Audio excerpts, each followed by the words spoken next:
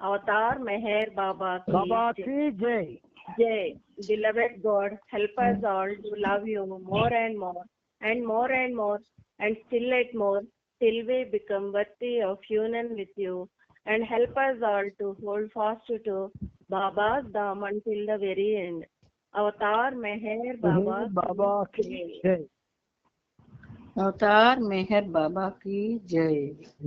ప్రీతం మెహర్ బాబా, నీవు ప్రసాదించిన ప్రవచన సారమును గ్రహించవలసిన తీరులో గ్రహించి సదవగాహన చేసుకుని వాటిని మా జీవనములలో ఆపాదించుకొని నిజాయితీ తోడను నిర్మల ప్రేమ తోడను అట్టి ఆచరణ యొక్క జీవన శైలిలో జీవించినట్లు మా అందరినీ అనుగ్రహించు. అవతార్ మెహర్ బాబాకి జై. అవతార్ మెహర్ బాబాకి జై. అందరికీ ప్రేమపూర్వక జై బాబాలు. ఈరోజు కూడా బాబా ఆయనతో సహజీవనంలో మనం గడపడానికి అవకాశం ఇచ్చారు ఆయన.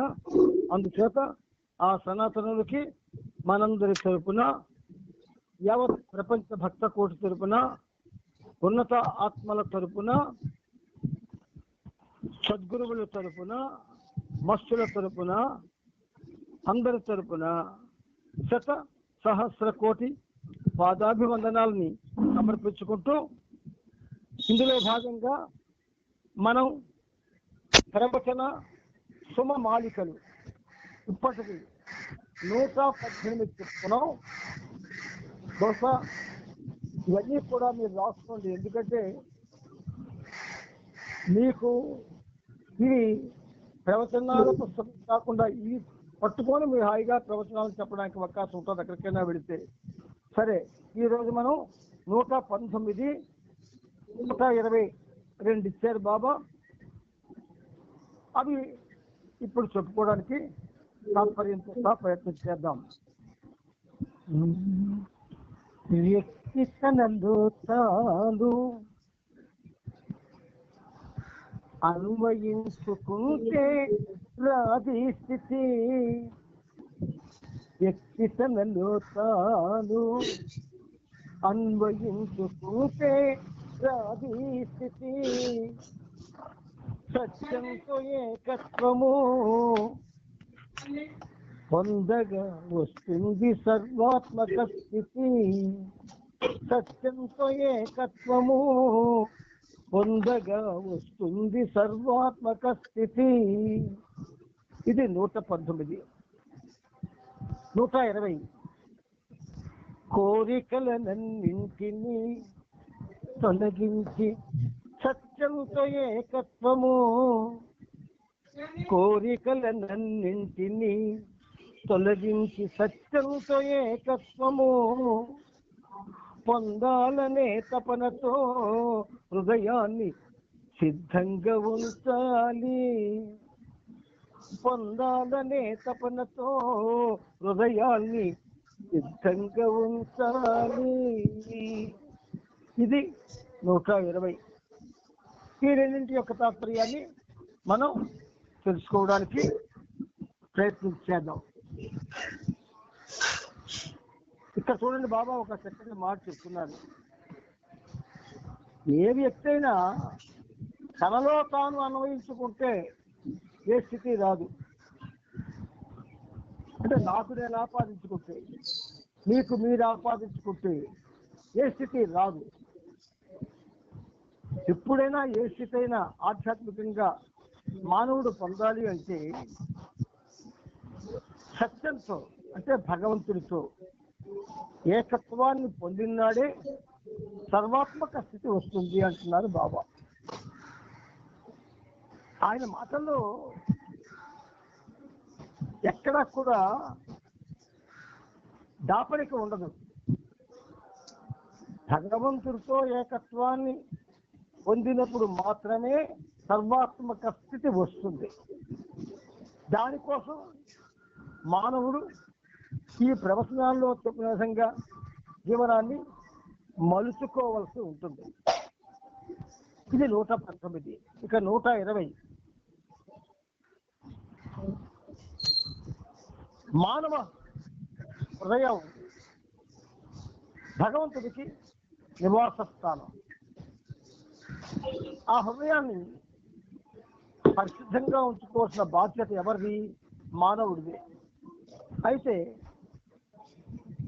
మనసులో ఉన్నటువంటి సంస్కారాలు కోరికలుగా వ్యక్తమై ఆ కోరికలు తీరకపోయినా మరలా కోరికలు అభివృద్ధి చెందుతూ సంస్కారాల ప్రేరణతో ఆ మలినాలన్నీ కూడా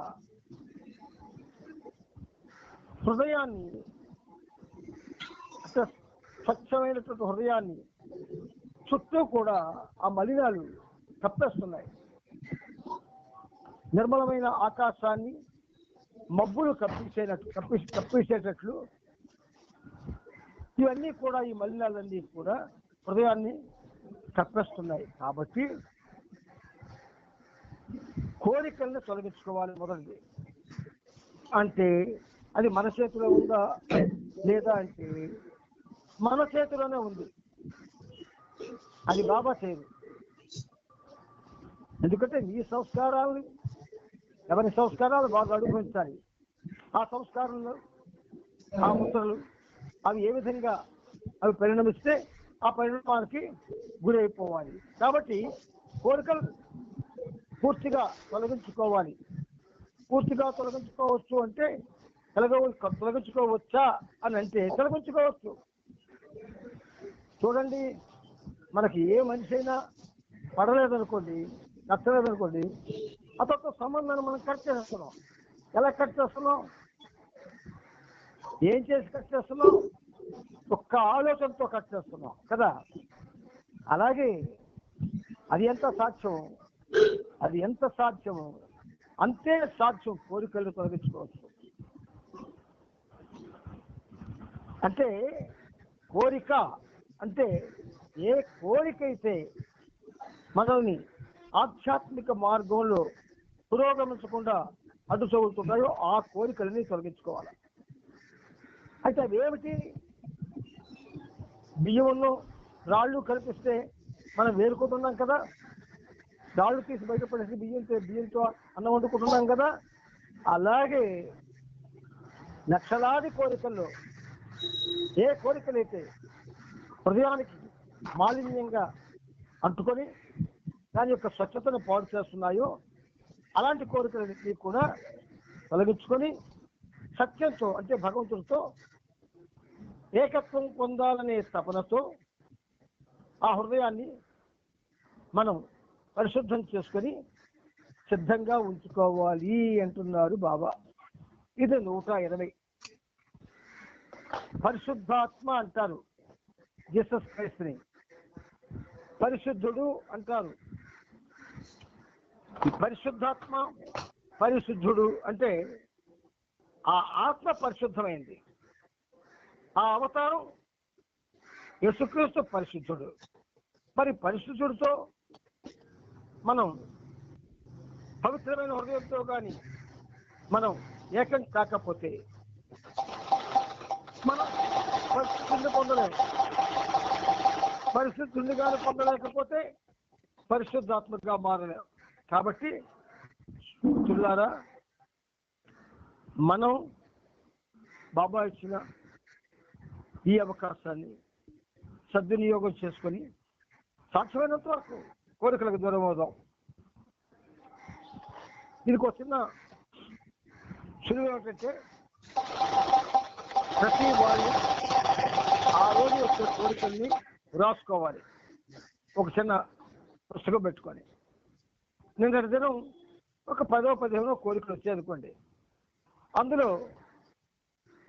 తీరనివి కొన్ని ఉంటాయి, అవి రౌండ్ చేయండి.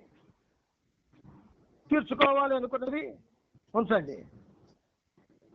మళ్ళీ అవి రెండోసారి రాకుండా, తీరినా తీరకపోయినా రెండోసారి రాకుండా జాగ్రత్త పడండి. తీరినా తీరకపోయినా అంటే తీరడం తీరకపోవడం నీ చేతిలో నా చేతిలో లేదు, బాబా చేతిలో ఉంది. అది మన చేతిలో లేదు. కనుక వచ్చిన కోరిక మళ్ళీ ఈ ప్రవచన శుభమాలికల్ని చెప్పుకునే భాగ్యం బాబా మనకి కలిగించారు. ఇప్పుడు ప్రవచన వచనాల్లోకి ప్రయాణం చేస్తున్నాం. మనం నిన్నటి దినం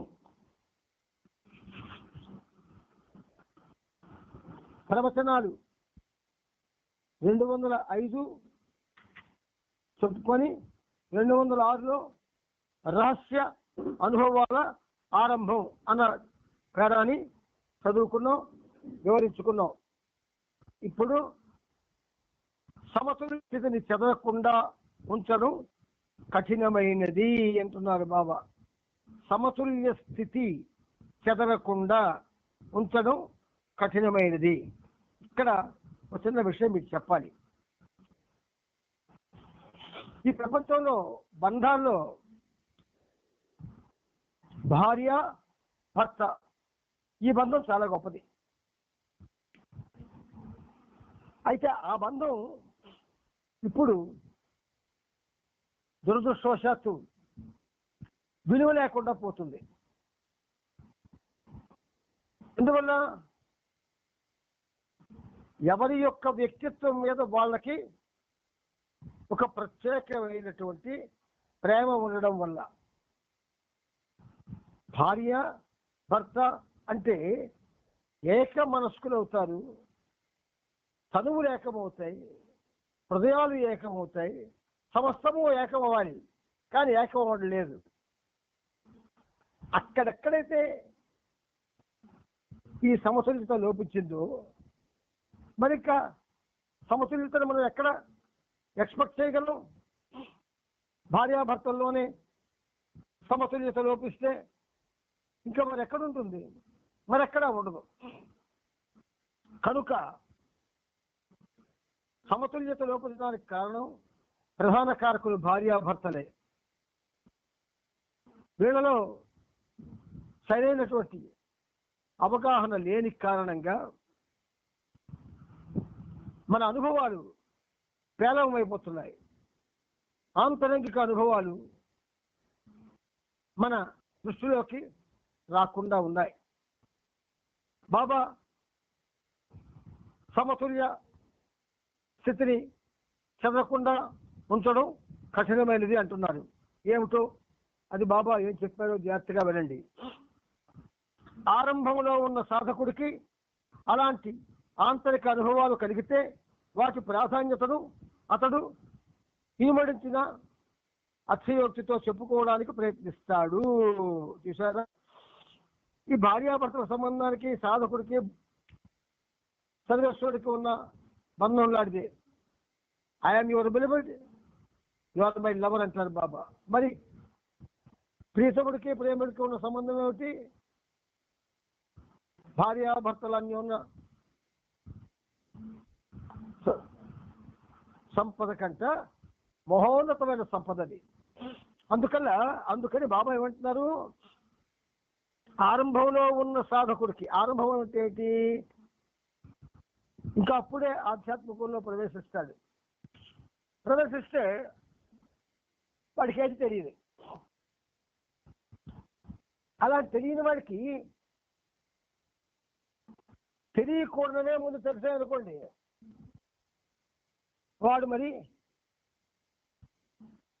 ఒక విధంగా చెప్పాలి అంటే సరైన అవగాహన రాకుండా పోతాడు. బాబా ఏం చేశారు మనకి? You all must love me as I ought to be loved అన్నారు. మీరందరూ నన్ను ప్రేమించవలసిన విధంగా ప్రేమించండి అన్నారు. మననే ప్రేమించుకోవడంలో విఫలమైపోయేటటువంటి ఒక విధంగా చేతకాని వాళ్ళం మనం. అటువంటి మనకి బాబాని ప్రేమించవలసిన విధంగా ప్రేమించమని బాబా చెబితే మనం ఏం చేయగలం?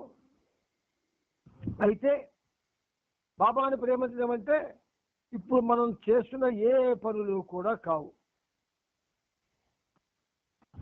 ఆంతరంగికంగా బాబాతో సంబంధం పెట్టుకోవడం.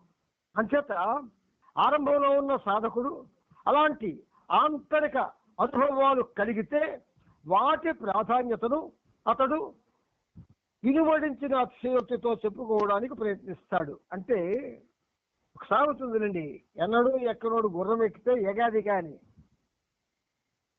ఎన్నడూ ఎక్కడోడు గుర్రం ఎక్కితే ఎగాదిగా అంటే పడుతూ లేస్తూ ఒళ్ళంతా కూడా నుగ్గు చేసుకుంటూ కడుతుంటాడు. అటువంటి పరిస్థితి.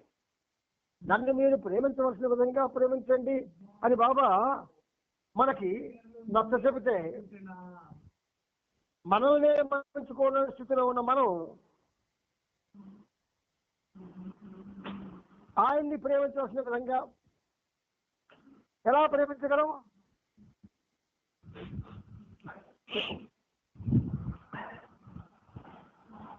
అంటే బాబాని ఎలా ప్రేమించాలి అన్న విషయం మనకి తెలిసి ఉండాలి. అలాంటి వాడు ఒకడైనా ఉంటే వాడు చెప్తాడు. కానీ అందరం ఒకే పరిస్థితిలో ఉన్నాం.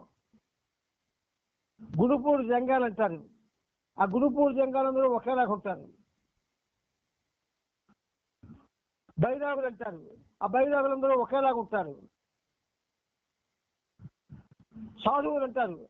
ఆ సాధువులందరూ ఒకేలాగా ఉంటారు. కానీ మన ప్రేమికులు మాత్రం ఒకలాగా ఉంటారు. బాబా ప్రేమికులు రకరకాలుగా ఉంటారు.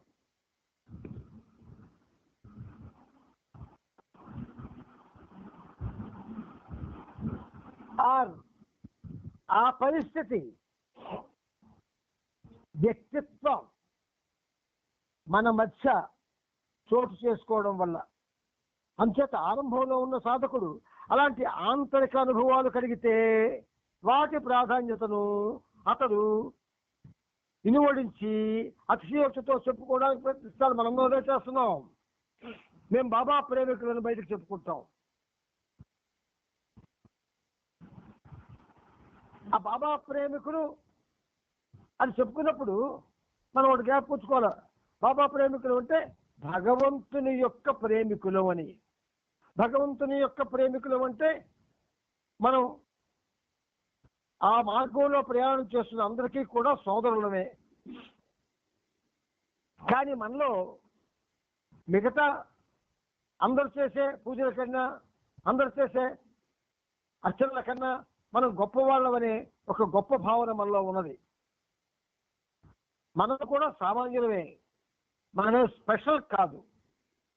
We are not special. ఆయన అందరినీ ప్రేమిస్తాడు. నిన్ను ప్రేమిస్తాడు. నిన్ను ప్రేమించినట్టే సర్వుల్ని ప్రేమిస్తాడు. అందువల్ల మనం అతిశయోక్తితో చెప్పుకుంటాం ప్రతిదీ. అక్కడ వస్తుంది పొరపాటు. రెగ్యులర్గా సెంటర్కి వెళ్ళిన వాడు నేను రెగ్యులర్గా సెంటర్కి వెళ్తాను అని గొప్ప అయిపోతుంటాడు.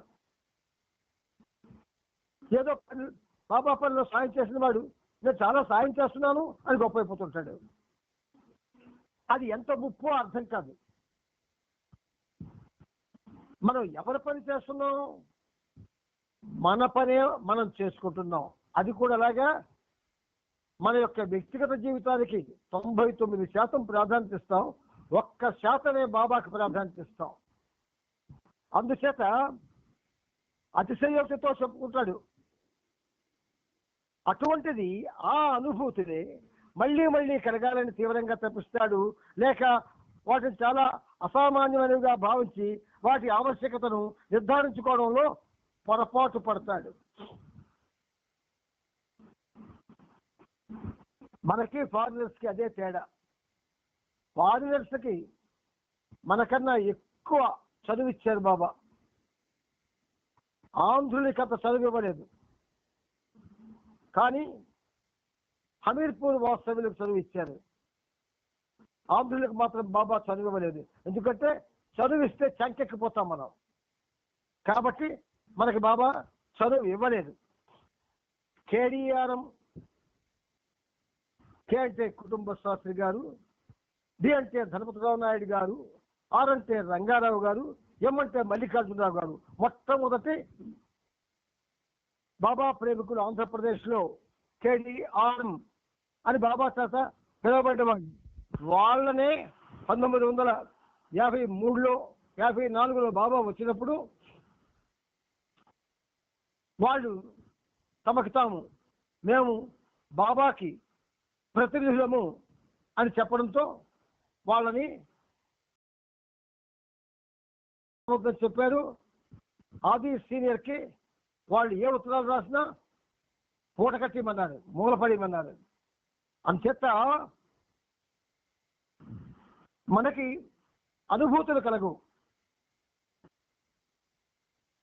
అవి కలగాలని కూడా మనం కోరుకోము. అయితే అసలు ఒక మెహర్ బాబా ప్రేమికుడు ఎలాంటి అనుభూతి పొందాలి అంటే, ఎలాంటి అనుభూతి పొందాలి? నేను బాబా చెప్పినట్లుగా జీవించలేకపోతున్నాను అనే భావన రావాలి.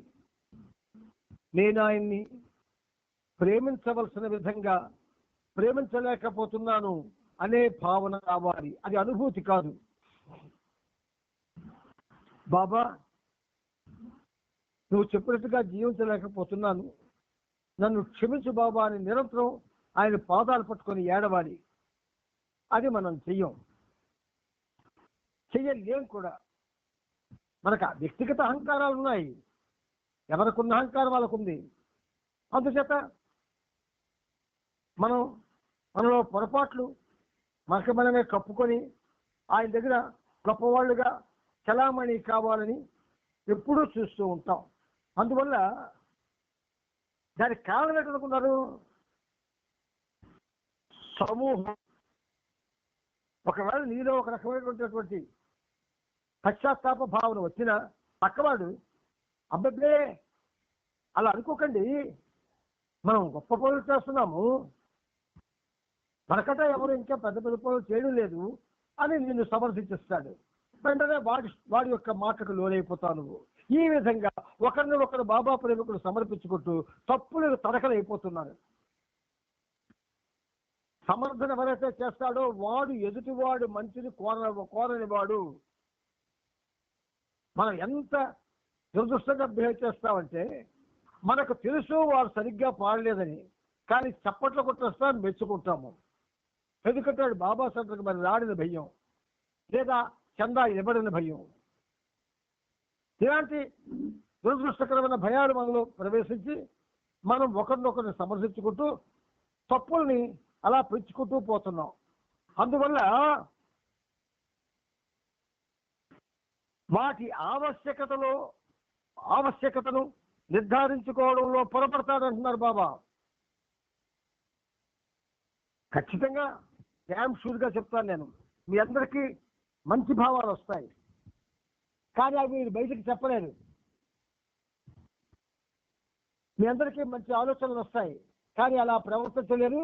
ఒకవేళ మీరు ప్రవర్తించినా ఇంకొకరిని ప్రవర్తించమని చెప్పలేరు. చివరికి ఇంట్లో పిల్లల్ని కూడా. అందువలన టోటల్గా మొత్తం అంతా కూడా ప్రవచనాలకి అనుగుణంగా జీవించలేని పరిస్థితి వస్తుంది. మనకు ఆ పరిస్థితి రాకూడదని బాబా ప్రత్యేకంగా ఈ ప్రవచనాలని ఒక నిర్దిష్టమైనటువంటి సమయంలో ఖచ్చితంగా వివరిస్తూ ఉన్నారు ఆయన. అయితే ఇంటిలో ఆయన పైన అనుకున్నటువంటి రెండు ఏమిటది? అతిశయోక్తితో చెప్పుకోవడం, ఆ అనుభూతులే మళ్ళీ కావాలనుకోవడం. ఈ రెంటిలో అతీంద్రియ అనుభూతుల ప్రాధాన్యతను అతిశయించి చెప్పుకోవడం సర్వసాధారణం. అది లేదులేండి, అతీంద్రియంగా మనకేమీ రావడం లేదు. ఎందుకంటే ఆ అనుభూతులు అరుదైనవిగాను ప్రత్యేకమైనవిగాను ఉండడమే వాటి ప్రాధాన్యతను అతిశయించి చెప్పడానికి అవకాశం కల్పిస్తాయి అంటారు బాబా. అంటే మనం పాపం మనం అనుకుంటూ ఉంటాం, మనం బాబా చెప్పినట్టుగా జీవించాలి అని అనుకుంటూ ఉంటాం, కానీ జీవించలేము. ఎందుకంటే మిగతా వాళ్ళు నీకు ఎందుకండి అంత, మనం మామూలుగా ఇలాగే ఉందామండి, ఇలాగుంటే సరిపోతుందండి, మనం ఇంకేం చేసి అక్కర్లేదండి అని నిన్ను డిసప్పాయింట్ చేస్తారు. దానికి ఖచ్చితంగా నువ్వు లొంగిపోతావు. కాబట్టి మిత్రులారా, ఒక చిన్న హెచ్చరిక. మీలో ఎవరికైనా మంచి భావాలు వస్తే, బాబాతో ఉదాహరణకి నేను అన్నయ్య బాబా నామస్మరణ చేయమని రోజు చెప్తూనే ఉన్నారు, చేయలేకపోతున్నాం, కాబట్టి నేను ఖచ్చితంగా బాబా నామస్మరణ చేస్తాను అని చెప్పి ఒక ప్రత్యేక అవర్లో ఉదయం మంచిదన్నారు బాబా, ప్రాతకాలం 1 గంట బాబా నామం చేయడం ప్రారంభించారు అనుకోండి. అది మీరు చెప్పకూడదు బయటికి. చెప్పారా చెయ్యనివాడు మిమ్మల్ని చెయ్యనివాడు. ఎందుకండి అందరూ ఉన్నట్టే మనం ఉందాము అని అనేస్తాడు. గుర్తుంచుకోండి. బెంగళూరు నుంచి నర్మదమ్మని రిక్వెస్ట్ చేసి నామస్మరణ పుస్తకాలు తెప్పించి రాజాంలో అందరికీ పంచడం జరిగింది. కానీ కొద్ది మంది ప్రయత్నం చేసి ఫెయిల్ అయిపోయారు. కొంతవరకు రాస్తూ కొంతమంది కొంచెం ముందుకు వెళ్ళగలిగేది. అందుచేత నామస్మరణ రాయడానికి ఏమిటి ఇబ్బంది? నువ్వు నీ జీవితాన్ని టీవీ ముందు గడుపుతావు. రోజుకి ఎన్ని గంటలు టీవీ ముందు గడుపుతున్నారో చూసుకోండి ఒకసారి. మనం బయట తిరుగులకు ఎంత టైం అవుతుందో చూసుకోండి. బజార్కి షికారులకు వెళ్ళడానికి ఎంత టైం అవుతుందో చూసుకోండి.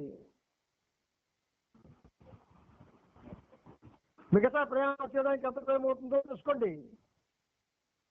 ఇంత చదివి ఇలా వృధా చేస్తున్నారే, నామం రాసుకోవడం కష్టమా అని ఎవరైనా కానీ ప్రయత్నిస్తే ఆ ప్రయత్నాన్ని సాగనివ్వరు. ఎందుకండి అని అనేస్తారు. ఒక్కటి మాత్రం నిజం, మీరు నమ్మినా నమ్మకపోయినా, ఈ నోటు నుంచి మీకు ఏదొచ్చినా అది ఆయనది. బాబా నామం చెయ్యకపోతే, బాబా నామస్మరణలో గడపకపోతే కొన్ని గంటలు నీ జీవితంలో మార్పు రాదు. నామస్మరణ మాత్రమే శక్తివంతమైంది. బాబా కన్నా బాబా నామస్మరణే శక్తివంతమైంది. ఇది అందరూ మీరు గ్రహించండి. మీరు చేస్తున్న ఏ పని కూడా మిమ్మల్ని ఒక్క అడుగు ముందుకైనవ్వదు. కానీ నామస్మరణ నీకు ఒక అడుగు ముందుకు వేసేటట్టు చేస్తుంది. ఏం చేస్తుంది అంటే, నేను చెప్పచ్చు, కొంచెం స్వానుభవం ఉంది, కానీ అవి చెప్పను. ఇప్పుడు చెబితే మీరు బయటికి చెప్పడం, దాని మీద కామెంట్స్ రావడం, లేనిపోని చిరాకులు పడడం, ఇవన్నీ నాకు ఇష్టం ఉండదు. అంటే చాలా విషయాలు నేను మీ దగ్గర మర్మంగా ఉంచుతున్నాను, చెప్పడం లేదు. ఎందుకు? ఆచరించే వాళ్ళకి చెప్పచ్చు, ఆచరించలేని వాళ్ళకి, ఆచరించడం ఇష్టం లేని వాళ్ళకి, ఆచరిస్తే ఏమవుతుందో అని భయపడే వాళ్ళకి చెప్పకూడదు. కానీ నామస్మరణ అనేది అందరికీ కామన్ గా 1922లోనే బాబా స్టార్ట్ చేస్తారు చేయమని. మనం బాబా నామస్మరణ చేసుకోవాలి. అది చెయ్యకపోతే మనం ఒక్క అడుగు కూడా ఆధ్యాత్మికంగా ముందడుగు వెయ్యలేము. అవతార్ మెహర్ బాబాకి జై. ఇప్పుడు మనం ప్రవచన సుమమాలికలు, ప్రవచన వచనాలు చెప్పుకున్నాం. ఇప్పుడు అద్భుతమైనటువంటి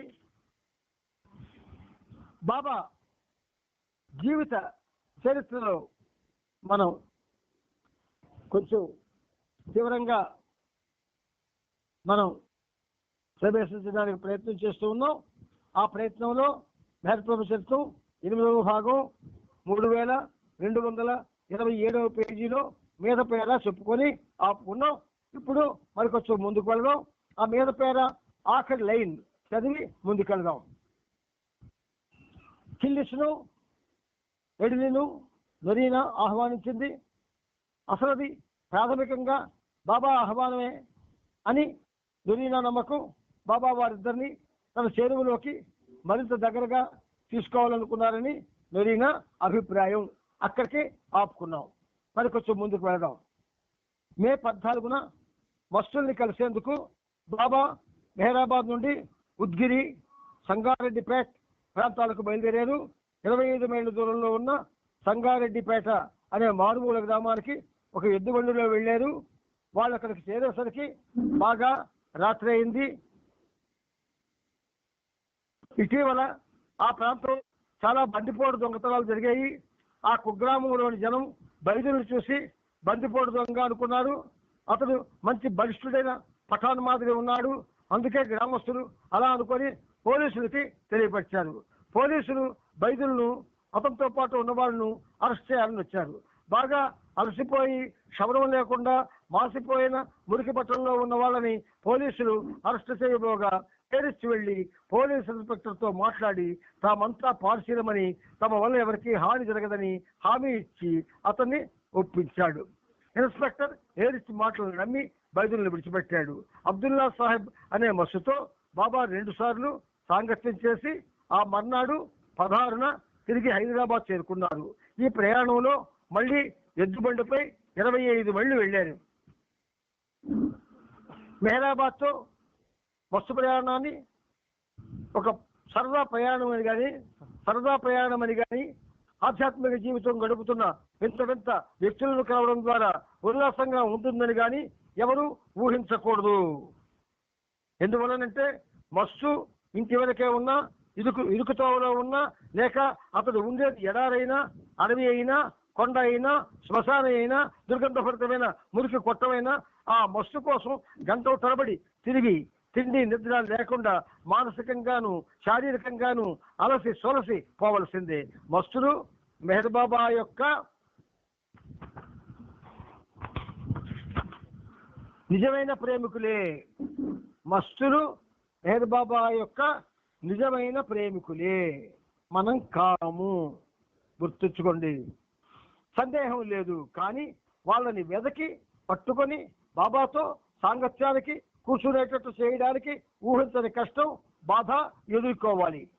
ఎంత ధైర్యవంతుడినైనా, ఎంత స్ఫూర్తివంతుడినైనా ఆ కష్టాలు బాధలు పీల్చి పిండి చేస్తాయి.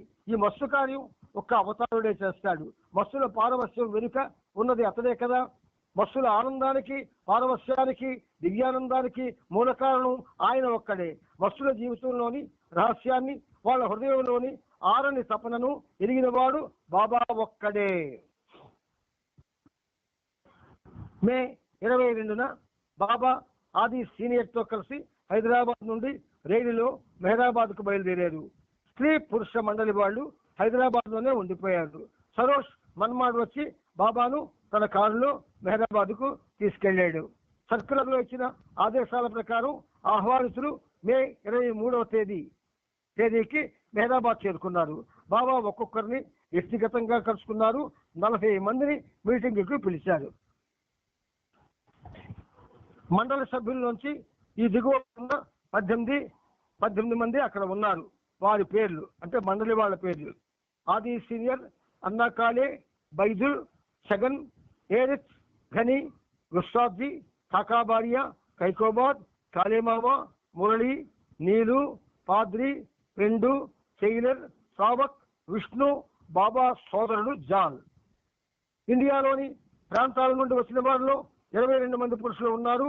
వారి పేర్లు: బాబాదాస్, దత్తు మహేందర్జీ, డాక్టర్ దేశ్ముఖ్, ఢాకేపాల్కర్, దౌలత్ సింగ్, గాడేకర్, హోమీ భటానా, కుప్పస్వామి, జాల్ కేరావాలా, మానేకర్, మానిక్ మెహతా, మెహర్జీ సాథా, నారీమన్, దాదా చాందీ, పండోబా, పాపా జసాబాలా, పీలు సాథా, పొఫాలి రంజు, సదాశివ్ పటేల్, సరోష్ విభూతి, బాబా సోదరుడు ఆది జూనియర్.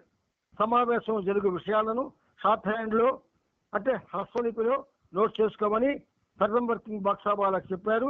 2 రోజులు ఈ సమావేశాన్ని దిగువ మెహరాబాద్లోని మెస్ క్వార్టర్స్ లో నిర్వహించారు. 1945 మే 24వ తేదీ ఉదయం 8 గంటలకు ప్రారంభించారు. 2 రోజుల మీటింగ్ కార్యక్రమాన్ని గురించి బాబా క్లుప్తంగా తెలియజేశారు. సమావేశాలు ఉదయం 3 గంటల పాటు జరుగుతాయి. సాయంకాలం బాబా వ్యక్తిగత ఇంటర్వ్యూలు ఇస్తారు. బాబా అప్పుడు ఇలా చెప్పారు: ఈ 2 రోజుల్లో నేను చెప్పే విషయాల పట్ల తీసుకునే నిర్ణయాల మీద ఏకాగ్రతతో దృష్టి నిలపండి. బహుశా ఇటువంటి సమావేశం భవిష్యత్తులో జరగకపోవచ్చు. కొంతకాలం నా శిష్యులు నన్ను ఇలా ఒక నిర్ణీత కాల వ్యవధిలో చూడలేకపోవచ్చు. వారు నేను చేస్తున్న నా వాస్తవిక కార్యక్రమ సమయంలో నన్ను చూడవచ్చు. గత 2 రాత్రులు నాకు అసలు నిద్ర లేదు. సమావేశాల్లో చర్చించవలసిన విషయాల్ని నిర్ణయించడంలో ఈ 2 రాత్రులు గడిపాను. ప్లాన్ ప్రకారం జరగవలసిన కార్యక్రమాలన్నీ ముగిసిన తరువాతే సమావేశాన్ని నిర్వహించడం జరిగింది. దీని ప్రకారమే మీరంతా మే 1వ తేదీన ఉపవాసం కూడా ఆచరించారు. ఆ తరువాత నేను 9 రోజులు నీళ్లు మాత్రమే తాగుతూ ఉపవాస దీక్షను చేపట్టాను. ఈ 10 రోజులు ఉపవాసం ముగిసిన తరువాత చాలా శ్రమతో కూడిన బస్సు ప్రయాణం చేశాను. ప్రయాణంలో ఎన్నో ఇబ్బందులు, వేసవి వేడి భరించాను. అయినప్పటికీ నేను అనుకున్నట్టే నా పనిని పూర్తి చేశాను. ఇండైరెక్ట్ గా మనకి తెలిసి మనం చేస్తున్న పనులు ఏమిటండి? వరవడి పనులు. మనం చేస్తున్నవి స్పెషల్గా వరవడి పనులు. సావాసులు, హైదరాబాద్ రావడం, జిల్లాల్లోకి జరిగేటువంటి సావాసులకు వెళ్ళడం, ఇంటి మన ఇళ్లలో కార్యక్రమాలు చేసుకోవడం, ఇవన్నీ వరవడి పనులే. మరి ఇంకేమి చేయలేకపోతున్నాం. ఎందుకంటే మనలో ఉన్న పెద్దవాళ్ళు కూడా చెప్పడం లేదు, చెప్పరు. ఎందుకంటే వాళ్ళు చేయవలసి వస్తుంది. పెద్దవాళ్ళు ఎందుకు చెప్పరంటే వాళ్ళు చేయవలసి వస్తుంది, అంతే చెప్పరు. యుగ యుగాల నుండి భగవంతుడు 7 రకాల పాత్రలు నిర్వహించాలి. యుగ యుగాల నుండి భగవంతుడు 7 రకాల పాత్రలు నిర్వహించాలి. ఈ 7 విధాలైన పాత్రలను పోషించడంతో భగవంతుడు తనను తాను ఆవిష్కరించే సమయం వస్తుంది. ఈ 2 రోజుల్లో కొన్ని నిర్ణయాలు తీసుకోవాల్సింది. వాటికి అనుగుణంగా నా శిష్యులు పనిచేయాలి. వారి పాత్రను నిర్వహించడంలో వైఫల్యం చెందితే అప్పుడు ఆ పాత్రను కూడా నేను పోషించాల్సి వస్తుంది. కానీ నా శిష్యులు నాకు కావలసిన సహాయ సహకారాన్ని అందిస్తారని ఆశిస్తున్నాను. మనం శిష్యులము కాదు, అనుచరులము కాదు, ప్రేమికులము కాదు. ఇప్పుడు మనం ఏమిటో నిర్ణయించుకోండి మీరే. యూరప్లో యుద్ధం ముగిసిపోయిందని మీరు అనుకోవచ్చు, కానీ ఇప్పుడే యుద్ధం తీవ్ర స్థాయిలో ప్రారంభమైంది. ఈ యుద్ధం భ్రాంతి కారణంగా సృష్టింపబడింది. ఇప్పుడు అది చేరుతోంది. 2 దశలు ముగిశాయి, చివరి దశ ప్రారంభమయ్యింది. పతాక సన్నివేశం ఎంతో దూరంలో లేదు. విపరీతమైన కష్టాలు సంభవించనున్నాయి. వినాశం సహజ రీతిలోనూ అసహజ రీతిలోనూ సంభవించనుంది. ఈ యుద్ధంలో రష్యా చాలా ప్రముఖ పాత్ర పోషిస్తుందని నేను మొదటి నుండి చెబుతున్నాను. చాలా మంది మండల సభ్యులకి నా మాట గుర్తుంది. ఇదంతా ముందస్తుగానే ప్రణాళికాబద్ధం చేయబడింది. మండలికి కూడా నేను విషయాన్ని ఎప్పుడో చెప్పాను. నా విశ్వకార్యంలో ముడిపడిన కొన్ని ప్రగాఢమైన కారణాల వల్ల ఈ డిసెంబర్ నెలాఖరు వరకు నేను నా మండలితో ఎలాంటి బాహ్య సంబంధం పెట్టుకోను. బాబా కార్యకర్తలను ఉద్దేశించి వారి ప్రాంతాల్లో జరుగుతున్న కార్యక్రమాల గురించి వాకపు చేశారు. వారు అన్ని వివరాలను బాబాకు నివేదించారు. అతని కార్యక్రమ విశేషాల గురించి బాబాదాసును అడుగుతూ బాబా ఇలా అన్నారు. జనసామాన్యానికి బాబాదాస్ చేస్తున్న పని చాలా బాగుంది. అన్ని రకాల ఇబ్బందులను భరించే శిష్యుల్లో బాబాదాస్ ఒకడు. కాలినడకనే అన్ని చోట్లకి వెళ్తాడు. సమాజంలోని ఉన్నత వ్యక్తుల్ని అలాగే నిమ్న స్థాయిలోని వారిని సమానంగా కలుస్తాడు. నా పని కోసం బాబాదాస్ మొత్తం ఇండియా అంతా తిరిగాడు. అతడిలా నా కోసం పనిచేస్తున్నప్పుడు వేలాది మంది అతడికి శిష్యులయ్యారు. ఉదాహరణకి నేను షోలాపూర్ వెళ్ళినప్పుడు జనం అతన్ని ప్రణమిల్లి గౌరవాన్ని చాటుకోవడం గమనించాను. మనము తిరుగుతున్నాం బాబానామ యాప్తికి. ఒక్కడు కూడా మనం చూడు. మన అధికార హోదా పలుకుబడి ఉపయోగించి మనం కార్యక్రమాలు చేసుకుంటున్నాం. అంతేగాని మనకి ఆకర్షింపబడి, మనలో ఉన్న ప్రేమకి ఆకర్షింపబడి, మనలో ఉన్నటువంటి అద్భుతమైనటువంటి గుణానికి ఆకర్షింపబడి సావాసులు జరగడం లేదు. బయట ఊళ్ళల్లో పలుకుబడే చేస్తుంది. పలుకుబడితో చేయించేది పలుకుబడి ప్రకారం ఉంటుంది. తుకారం రోడ్డు మీద నడుచుకుంటూ వెళ్తే జనం అయినాక అట్లా వెళ్ళిపోయేవారు. ఏది మనం నడుద్దాం, ఎవరైనా మన దగ్గర వస్తారో చూద్దాం. ఏళ్ల తరబడి బాబా ప్రేమికులం కదా. ఎన్నో సమావేశాలకు హాజరయ్యాం కదా, ఎన్నో సమావేశాలకు హాజరయ్యాం కదా. స్కైప్, సహజీవనం ఇలాంటి వాటిలో పూర్తిగా నిమ్నమై ఉంటున్నాం కదా. ఏది బయటకు వెళ్దాం ఒకసారి మన వెనక ఎవరు వస్తారేమో, రారు. ఎందుకంటే రారు, మనలో మానవత్వమే సరిగ్గా లేదు గనక. మానవత్వం పూర్తిగా ఉంటే, సంపూర్ణంగా ఉంటే, అప్పుడు ఆ సంపూర్ణ మానవత్వం నుంచి దైవత్వం ఉద్భవిస్తుంది. మనకు సంపూర్ణ మానవత్వం లేదు గనక దైవత్వం ఉద్భవించదు. మన వెనుక ఎవరు రారు, మనల్ని ఎవరు చూడరు, మనల్ని ఎవరు పలకరు. మనలో మనం అందరం కలుసుకొని గొప్ప అయిపోయి స్టేజీలెక్కి ఆ లాయర్లు బల్లలు ఇచ్చేసినట్టు మనం మైకులు ఇచ్చేస్తున్నాం. అంతకన్నా ఇంకేమీ లేదు. కనుక ఇక్కడ బాబా ఇలా అన్నారు చూడండి. అతని కార్యక్రమ విశేషాలు అంటే బాబాదాస్ కార్యక్రమ విశేషాలను అడుగుతూ బాబా ఇలా అన్నారు. జనసామాన్యానికి బాబాదాస్ చేస్తున్న పని చాలా బాగుంది. అన్ని రకాల ఇబ్బందులను భరించే శిష్యుల్లో బాబాదాస్ ఒకడు. కాలినడకనే అన్ని చోట్లకి వెళ్తాడు. మనం కాలినడకన వెళ్తామా? వెళ్ళగలమా? క్వశ్చన్ లేదు. సెంట్రల్గా బళ్ళ మీద కార్ల మీద వెళ్తాం మనం. అంటే మరి పూర్వం వాగ్గేయకారులంతా కాలినడకే, మహాభక్తులు కూడా కాలినడకే. అప్పుడు రవాణా సౌకర్యాలు లేవు. వాళ్ళు చచ్చిపోయారా? రోగాలు వచ్చాయా? మనకు సుఖం కావాలి. సుఖం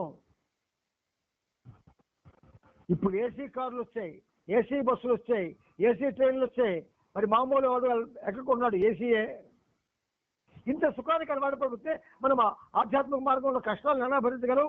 suffer most to win bliss అంటారు Baba. Suffer most to win bliss.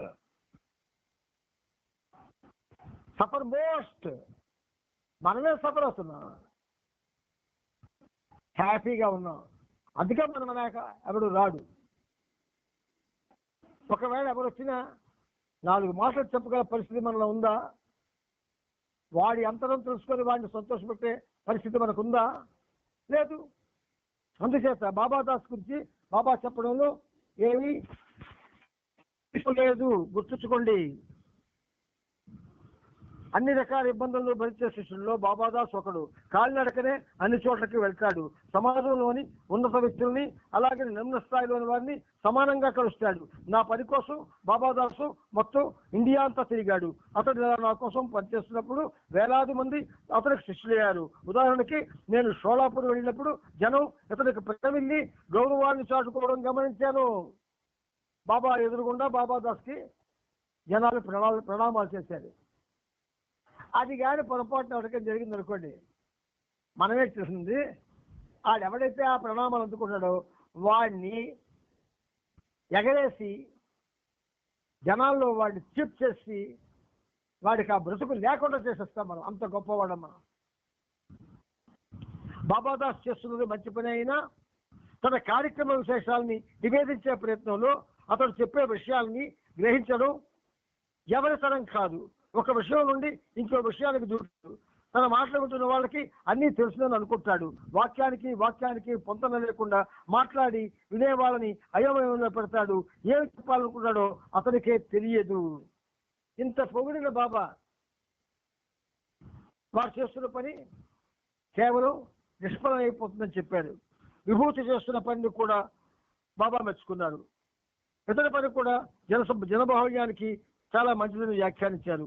అప్పుడు బాబాదాస్ రాజపుటాలలో తాను సందర్శిస్తున్న జోధ్పూర్, బికనీర్తో కలుపుకొని మిగతా ప్రాంతాల వివరాలు క్లుప్తంగా వివరించాడు.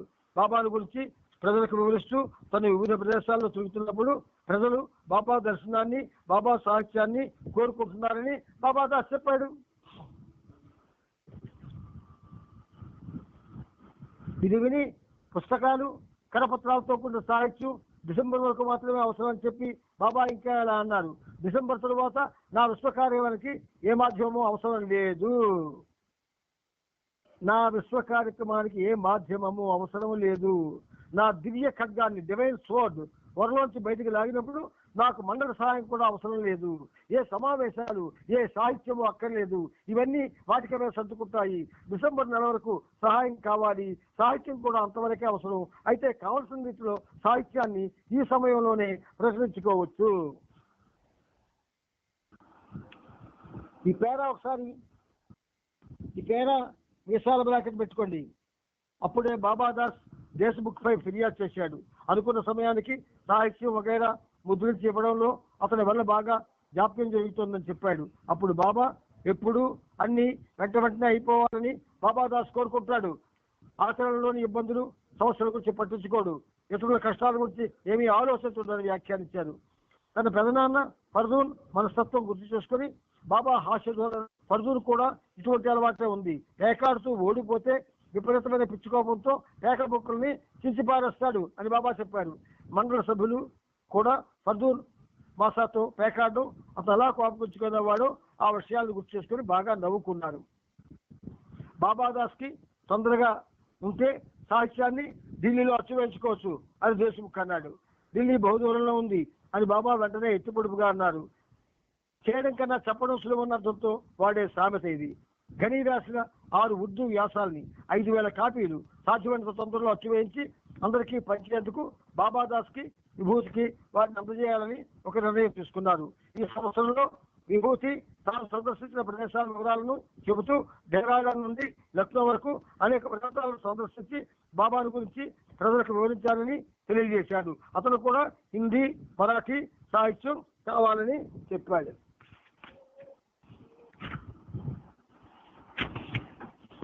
అప్పుడు బాబా కాశ్మీర్లో దౌలత్ సింగ్ చేస్తున్న పని గురించి అడిగి దౌలత్ సింగ్ కి ఆ ప్రాంతంలో చాలా పలుకుబడి ఉందని చెబుతూ అతను అక్కడ డాక్టర్గా పనిచేయడమే కాక మున్సిపల్ కమిషనర్గా కూడా ఉన్నాడు.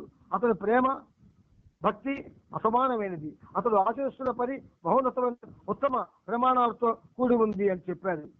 అప్పుడు డాక్టర్ సింగ్, నా గురుదేవుడు అద్భుతమైన వాడు, అలాగే అతని విధానాలు కూడా అద్భుతమైనవే.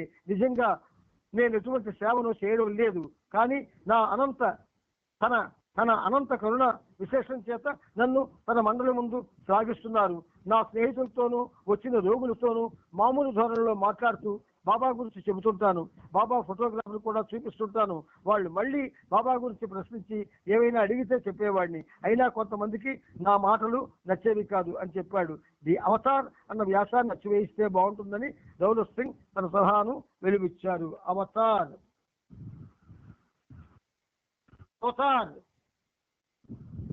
ఆ మాట ఎంత గొప్పదంటే ఎంత చదువుకున్న వాడికి కూడా అర్థం కాదు, అంత గొప్పది ఆ మాట. అప్పుడు బాబా ముస్లింలకు అవతార్ పట్ల ఉన్న సాధారణ భావం ఎలాంటిది అని ఘనీని అడిగారు. భగవంతుడు మానవ రూపం ధరించడాన్ని ముస్లింలు విశ్వసించరు అని ఘనీ సమాధానం చెప్పాడు. ఘనీ సమాధానంపై బాబా ఇలా చెప్పారు. ముస్లింలకు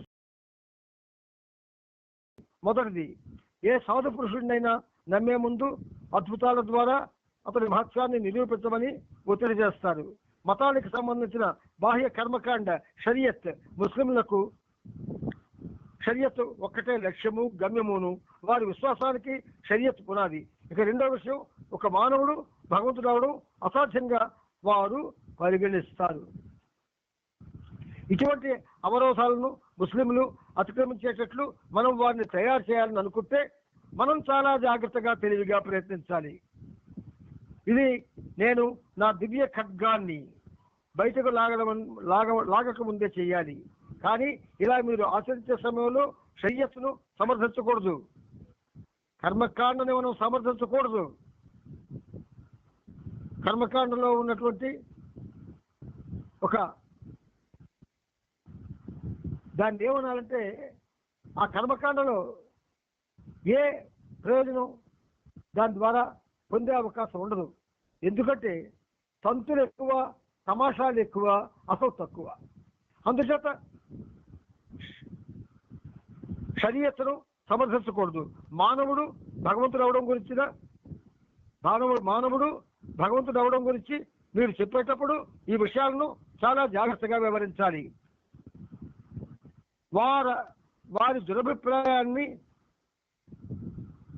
వారి దురభిప్రాయానికి కారణం కూడా అజ్ఞానమే కనుక జాగ్రత్తగా వ్యవహరించాలి. అజ్ఞానం అంటున్నారు, బాబా పేరు పెట్టారు కర్మకాండలు చేసేవాళ్ళకి.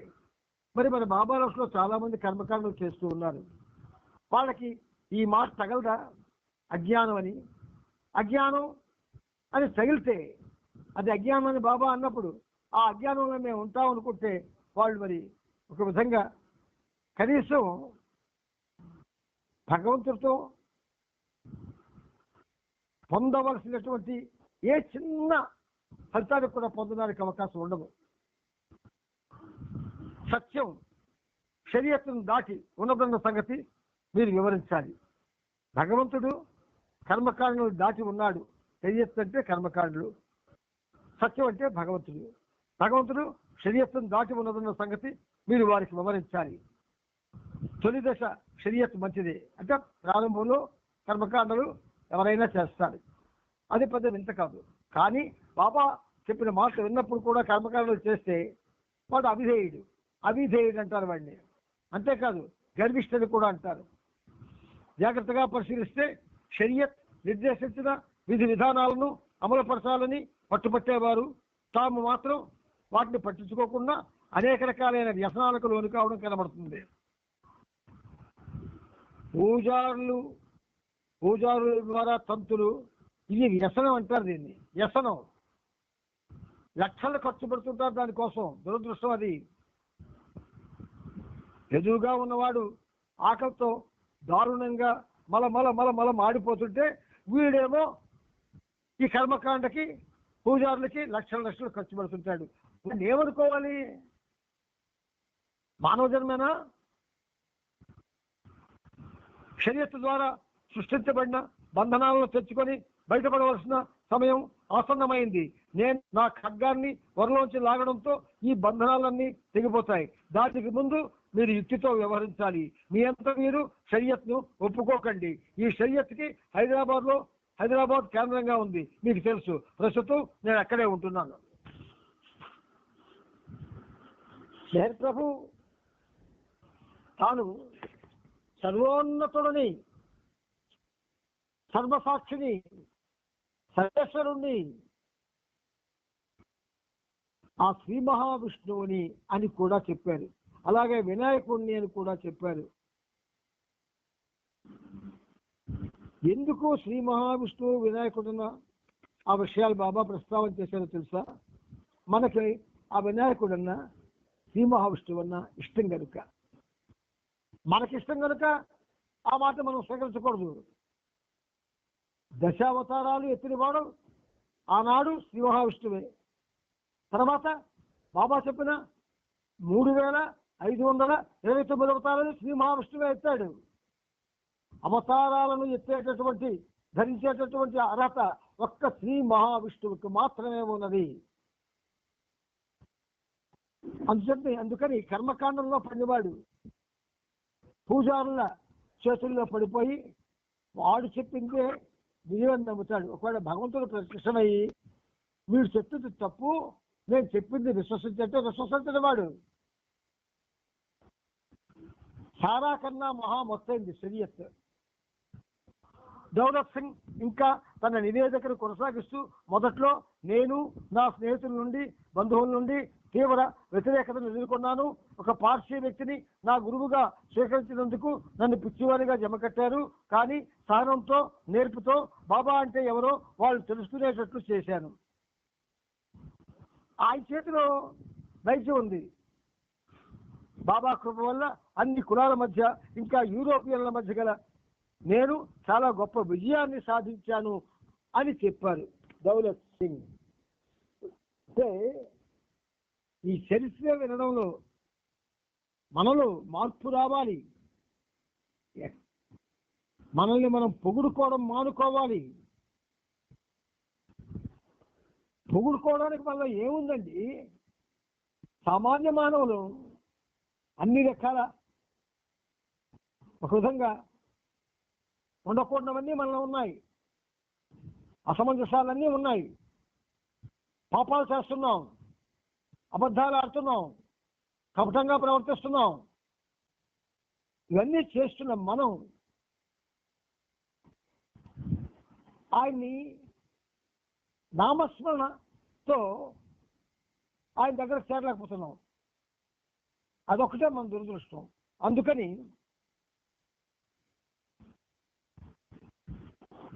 బాబా తన చరిత్రలో అతి ఉన్నతమైన విషయాల్ని మనకి చెప్తూ ఉన్నారు. ఎందుకని మనం గ్రహించి ప్రయాణం చేస్తామని.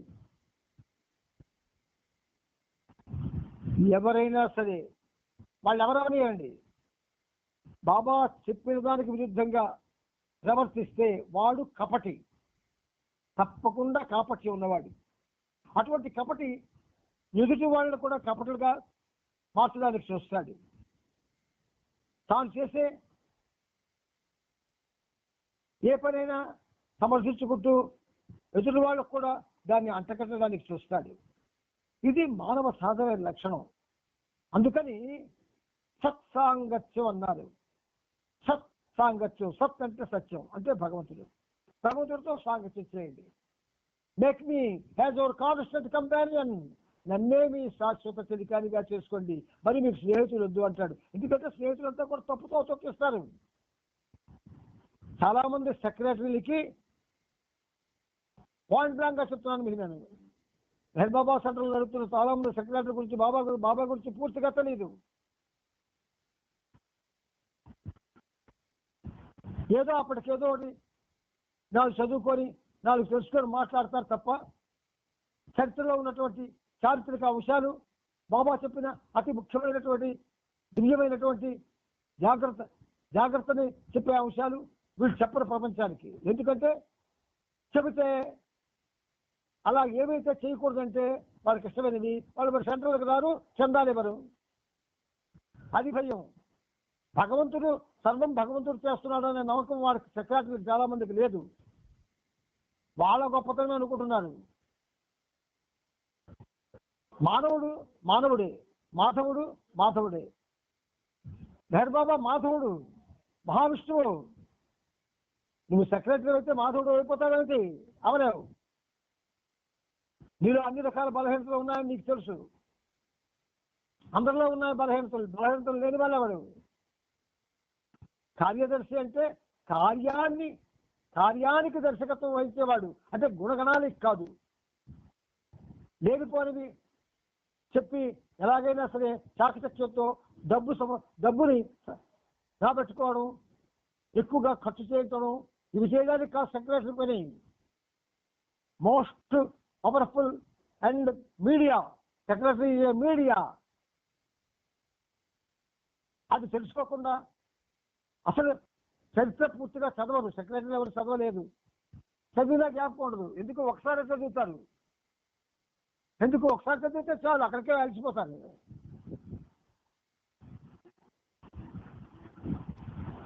మనకేంటంటే ఇప్పుడు హైదరాబాద్ నుంచి చిగబడి వరకు కూడా సెక్రటరీని ఎవరు చందాలు వసూలు చేయగలిగిన వాళ్ళని, తమ చాకచక్యంతో వాళ్ళని సెంటర్కి వచ్చేటట్టు చేసుకునే వాళ్ళని వీళ్ళనే సెక్రటరీలుగా పెడుతున్నారు. ఇందులో అనుమానించవలసిన అవసరం లేదు. మహామహులు ఉన్నారు ఆంధ్రప్రదేశ్లో, తెలుసునా మీకు? బాబా ఉన్నప్పుడు బాబాను దర్శించి బాబాతో జీవించిన వాళ్ళలో చాలా మంది ఉన్నారు. వాళ్ళ పిల్లలు ఉన్నారు, కానీ వాళ్ళెవరు మన సెంటర్లకి రారు.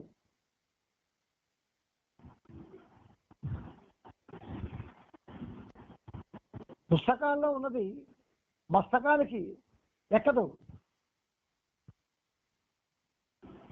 అందువల్ల మరి ఈ పుస్తకాల్లో ఉన్నది మస్తకాలకు ఎక్కదంటున్నాం. మనం ఎందుకు చదువుకుంటున్నాం అంటే మనం ఏమీ తెలియని వాళ్ళం కనుక. మనకేమీ తెలియదు. ఏం తెలుసును? ఎవరు ఏం చెప్తే చేస్తాం, ఎవరు ఎక్కడికి రమ్మంటాడు వెళ్ళిపోతాం. అలాంటి వాళ్ళం మనం. అందుచేత మనం బాబా చరిత్రని క్షుణ్ణంగా చదువుకుంటున్నాం. వాడికంతా తెలిసిపోయింది, సర్వం తెలిసిపోయింది సెక్రటరీకి. వాడికి జరుగుతున్నది, జరగబోయేది ఇవన్నీ తెలిసిపోతాయి వాడికి. అంచేత వాళ్ళతో మనం పోటీ పడలేము, సమానం కాలేము. కానీ సాధారణ బాబా ప్రేమికుడుగా మనం బాబా యొక్క వ్యాప్తికి మన స్థాయిలో ఎలా కృషి చేస్తాం, ఏం చేస్తాం, ఏం చేయగలం చెప్తాను. బాపాకు తప్పకుండా నాకు ఒకవేళ ఆయన ఆయుర్దాయం ఇస్తే, నన్ను బ్రతికే ఉంచితే, ఈ షెల్ఫ్లో పూర్తయితే అప్పుడు బాబా నామవ్యాప్తి ఎలా చేయాలో చెప్తాను మీ అందరికీ. నామవ్యాప్తి చేయడం అంటే ముందు నామస్మరణ మరగాలి. నామస్మరణ నీలో ఉత్తిష్టంగా సుప్రతిష్టం కావాలి. నామస్మరణ ఉత్తిష్టంగా సుప్రతిష్టం కావాలి. అప్పుడు మాత్రమే నువ్వు బాబా గురించి బయట వాళ్ళకి చెబితే నీ మాట వింటారు, లేకపోతే వినరు. ఎప్పుడైనా మనం సాధారణంగా ఎలా ప్రయత్నం చేస్తారంటే పాజిటివ్ వే చూసుకుంటాం. పాజిటివ్ వేలో నుంచి వెళితే మరి నెగటివ్ వేలో ఎవరికి కూడా భరించే శక్తి ఉండదు. కాబట్టి బాబా మీకు నెగటివ్ వే ద్వారా పాజిటివ్ వేలోకి తీసుకెళ్తున్నారు. ఇప్పుడు గుర్తుంచుకోండి. కాదు, అవదు అని చెప్తే ఎలాగైనా అయ్యేటట్టు చూసుకోవాలి అని ప్రయత్నం చేస్తారు. అది ఆధ్యాత్మికంలో ఉంటుంది. అందుకే నారదుడి పాత్ర చరిత్రలో, ఆధ్యాత్మిక చరిత్రలో ప్రధాన పాత్ర అయింది. ఆయన లోక కళ్యాణ కార్యక్రమానికి అనేకమైనటువంటి అబద్ధాలు ఆడాడు. ఆయన అవన్నీ భగవంతుడు ప్రేమతో సహించాడు. ఎందుకంటే విశ్వ కార్యక్రమానికి అలాంటి నెగటివ్ యాటిట్యూడ్ కావాలి. నెగటివ్ యాటిట్యూడ్ ఉంటే చందాలు రావు మనకి. కాబట్టి పాజిటివ్ యాటిట్యూడే.